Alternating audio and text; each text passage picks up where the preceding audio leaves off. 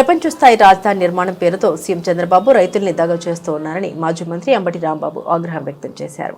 Tadepalli YSR Congress party కేంద్ర కార్యాలయంలో మీడియాతో మాట్లాడుతూ 10 ఏళ్ల క్రితమే 32,000 ఎకరాల భూములు ఇచ్చిన రైతులకు ఇప్పటి వరకు ఎందుకు రిటర్నబుల్ ఫ్లాట్లు ఇవ్వలేదని నిలదీశారు. నాడు రైతులను త్యాగదనులంటూ కీర్తించిన బాబు నేడు అపాయింట్మెంట్ కు నోచుకోవడం లేదని మండిపడ్డారు. రాజధాని కోసం ప్రభుత్వ భూములు కలుపుకొని 50,000 ఎకరాలు సేకరించిన చంద్రబాబు కేవలం కమిషన్లు కాంట్రాక్టర్ల కోసమే రెండో విడతలో మరో 20,000 ఎకరాలు సేకరణకు సిద్ధమవడాన్ని తప్పుబట్టారు.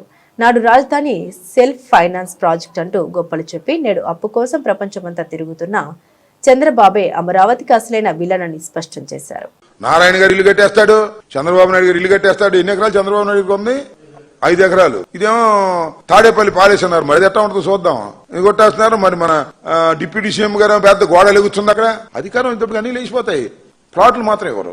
రైతులు తాము పండించుకుంటున్నటువంటి భూములు ఎకరం 2 ఎకరాలు ఇస్తే రిటర్నబుల్ ప్లాట్స్ ఇస్తామని చెప్పి మోసం చేయటం కాదా? 10 సంవత్సరాల దాకా ఇవ్వలేదే. నువ్వు ఆలోచించుకో. నీకే 1 ఎకరం భూమిని ఇచ్చావు అనుకో, రిటర్నబుల్ ప్లాట్ ఇంతవరకు ఇవ్వలేదనుకో, ఎంత బాధపడతాడు వాడి జీవితం. ఏం కావాలి?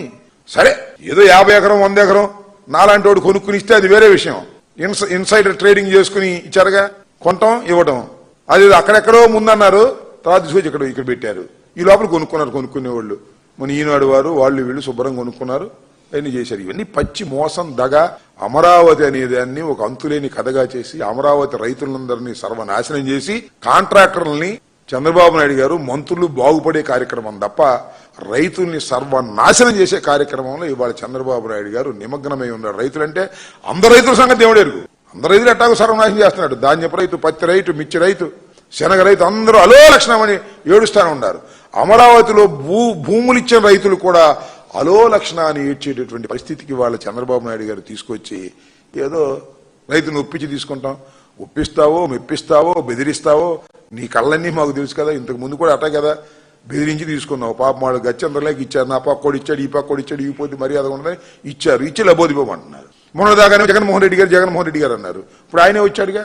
అరే జగన్మోహన్ రెడ్డి గారి టైంలో ఉన్నంత రేటు కూడా లేదేమయ్యా? నాకు అర్థం కాలేదు. అమరావతిలో పూలింగ్ దేశం అంతా పూలింగ్, జనంతా పూలింగేనా? ఇది చాలా దుర్మార్గం, పచ్చి దగ, పచ్చి మోసం. This is Anchor Ravi. Hi అండి, నేను మీ Jabardasth auto punch Ram Prasad. Hi, it's me Madhavilatha. Hello అండి, నేను మీ సుడిగాలి సుధీర్. హాయ్ హలో, నేను Jabardasth Sri. Please subscribe to Public Talk TV. Please subscribe to Public Talk TV. Please subscribe to Public Talk TV. Please subscribe to Public Talk TV.